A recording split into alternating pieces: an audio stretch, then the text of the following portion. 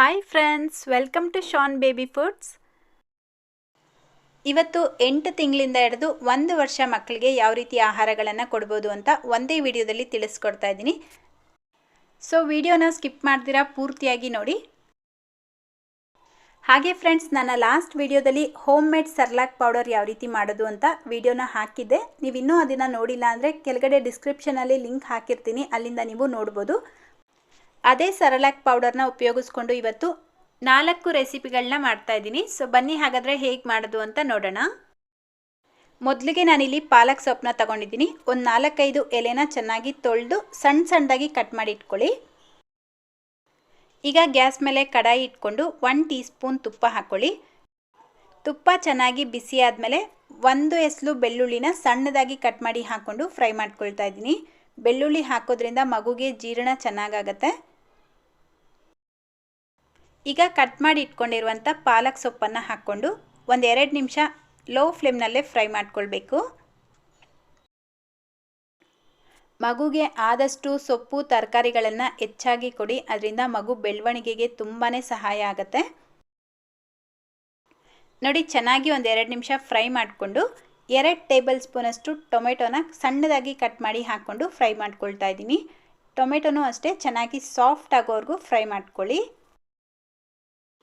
Tomato ಚೆನ್ನಾಗಿ soft ಆದಮೇಲೆ ಈಗ ರೆಡಿ ಮಾಡಿ ಇಟ್ಕೊಂಡಿರುವಂಥ ಸೆರೆಲ್ಯಾಕ್ ಪೌಡರ್ 1 ಟೇಬಲ್ ಸ್ಪೂನಷ್ಟು ಹಾಕ್ಕೊಳ್ತಾ ಇದ್ದೀನಿ.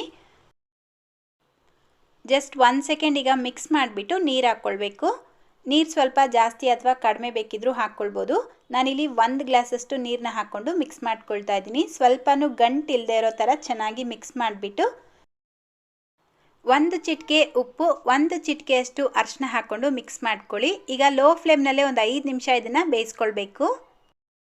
ಕೆಲವರು ಕಾಮೆಂಟ್ ಮಾಡ್ತಾ ಇರ್ತಾರೆ, ಮ್ಯಾಮ್ 1 ವರ್ಷವರೆಗೂ ಮಕ್ಕಳಿಗೆ ಉಪ್ಪು ಸಕ್ಕರೆನ ಕೊಡಬಾರ್ದು ಅಂತ.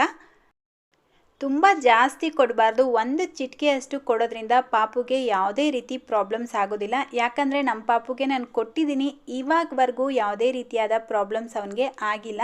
ಸೊ ಅದಕ್ಕೆ ಹೇಳ್ತಿದ್ದೀನಿ. ಆದರೂ ನಿಮಗೆ ಡೌಟ್ ಇದ್ದರೆ ನೀವು ಹಾಕ್ಕೊಳ್ಬೇಡಿ, ಹಾಗೆ ತಿನ್ನಿಸಿ.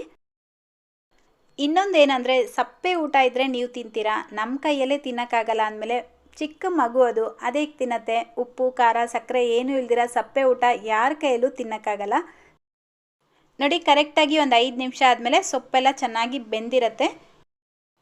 ಈಗ ಸೌಟಿಂದ ಅಥವಾ ಮ್ಯಾಶರಿಂದ ಚೆನ್ನಾಗಿ ಮ್ಯಾಶ್ ಮಾಡಿಬಿಟ್ಟು ಸ್ವಲ್ಪ ತಣ್ಣಗಾದ್ಮೇಲೆ ಒಂದು ಸ್ವಲ್ಪ ತುಪ್ಪ ಬೇಕಿದ್ರೆ ಸೇರಿಸಿ ತಿನ್ನಿಸ್ಬೋದು, ಅಥವಾ ಹಾಗೆ ಬೇಕಿದ್ರೂ ತಿನ್ನಿಸ್ಬೋದು. ಈಗ ಸೆಕೆಂಡ್ ರೆಸಿಪಿ ಮಾಡೋದಕ್ಕೆ ಗ್ಯಾಸ್ ಮೇಲೆ ಒಂದು ಪಾತ್ರೆ ಇಟ್ಕೊಂಡು 1 ಟೀ ಸ್ಪೂನ್ ತುಪ್ಪ ಹಾಕ್ಕೊಳ್ಳಿ. ತುಪ್ಪ ಚೆನ್ನಾಗಿ ಬಿಸಿ ಆದಮೇಲೆ 1 ಎಸ್ಲು ಬೆಳ್ಳುಳ್ಳಿ, ಹಾಗೆ ಸಣ್ಣದಾಗಿ ಕಟ್ ಮಾಡಿರೋಂಥ ಸೋರೆಕಾಯಿನ ಹಾಕ್ಕೊಳ್ತಾ ಇದ್ದೀನಿ. 1/4 ಕಪ್ಪಷ್ಟು. 1-2 ನಿಮಿಷ ಲೋ ಫ್ಲೇಮ್ನಲ್ಲೇ ಸೋರೆಕಾಯಿ ಎಲ್ಲ ಸಾಫ್ಟ್ ಆಗೋವರೆಗೂ ಚೆನ್ನಾಗಿ ಫ್ರೈ ಮಾಡ್ಕೊಳ್ಳಿ.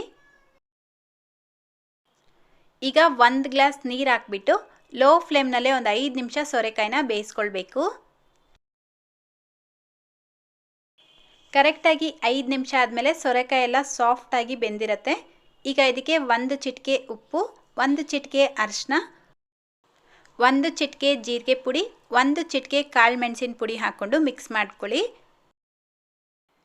ಪೆಪ್ಪರ್ ಪೌಡರ್ ಹಾಕೋದ್ರಿಂದ ಸೋರೆಕಾಯಿ ತಿಂದರೆ ಕೋಲ್ಡ್ ಆಗುತ್ತೆ ಅಂತ ಹೇಳ್ತಾರಲ್ವ, ಅದು ಆಗೋದಿಲ್ಲ.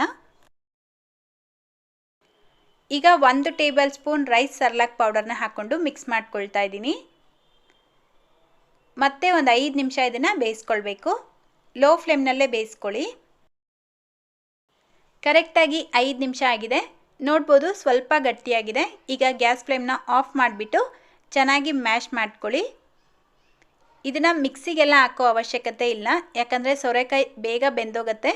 ಸೊ ಮ್ಯಾಶರಿಂದನೇ ಮ್ಯಾಶ್ ಮಾಡ್ಕೊಳ್ಬೋದು. ಬಿಸಿ ಎಲ್ಲ ಆರಿದ್ಮೇಲೆ ಸ್ವಲ್ಪ ಬೆಚ್ಚಗಿರಬೇಕಾದ್ರೆ ಮಗುಗೆ ತಿನ್ನಿಸ್ಬೋದು.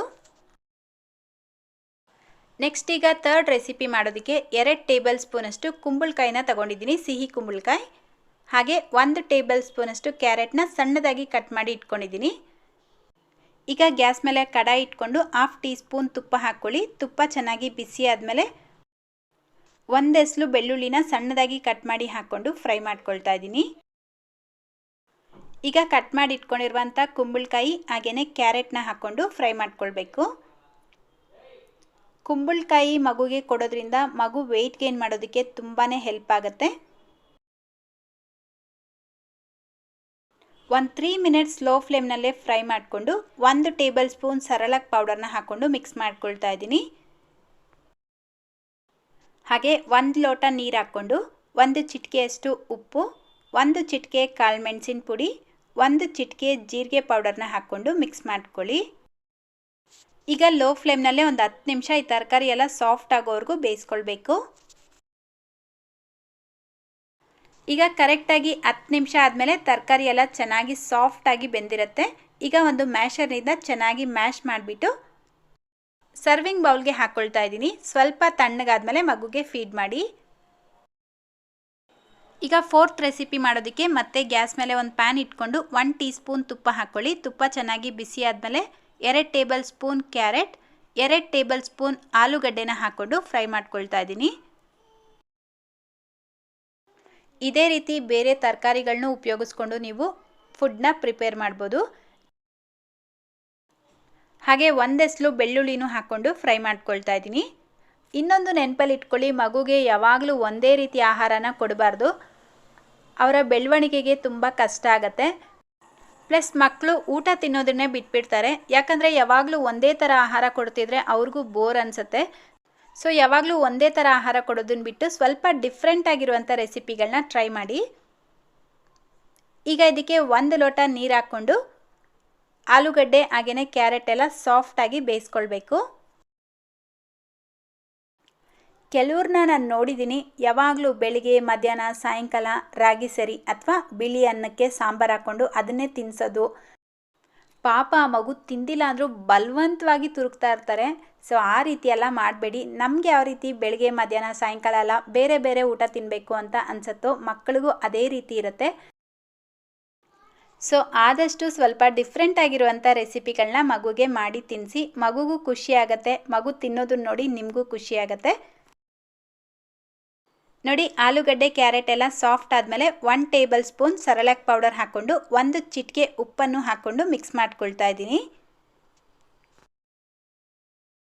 ಹಾಗೆ 1 ಚಿಟಿಕೆ ಜೀರಿಗೆ ಪುಡಿ ಹಾಕ್ಕೊಂಡು ಮಿಕ್ಸ್ ಮಾಡ್ಕೊಳ್ಳಿ.